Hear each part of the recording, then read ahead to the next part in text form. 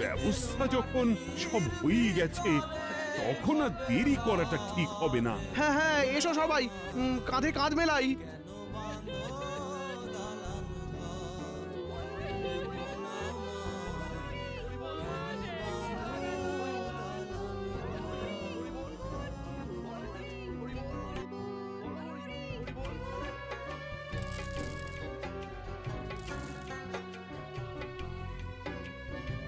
ও, এই দৃশ্য কিনা শেষে আমাকে দেখতে হলো, কিন্তু তবু আমার খুব জানতে ইচ্ছে করছে বাচ্চারা ঘুড়ি ভর্তি মোহর অলংকার সব ছড়াতে ছড়াতে যাচ্ছে কেন, আর গোপালের হাত দুটোই বা ঘাট থেকে বেরিয়ে দুদিকে ঝুলছে কেন?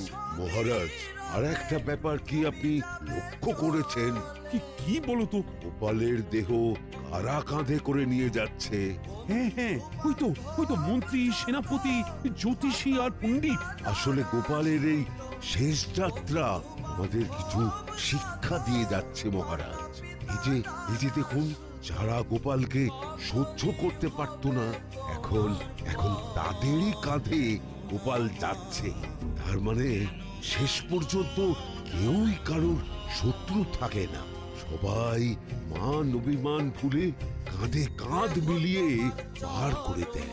তাই তো, এই দৃশ্য তো সেই কথাই বলছে। আর ওই যে মোহর আর অলংকার ছড়িয়ে যাচ্ছে, সেটাও বুঝিয়ে দেয় যে এই অর্থ, সমৃদ্ধি সবই ফেলে একসময় চলে যেতে হবে। কি ভীষণ সত্যি। দুটো খালি হাতও বুঝিয়ে দিচ্ছে, খালি হাতেই আমরা সংসারে এসেছিলাম, আর খালি হাতেই আমাদের যেতে হবে।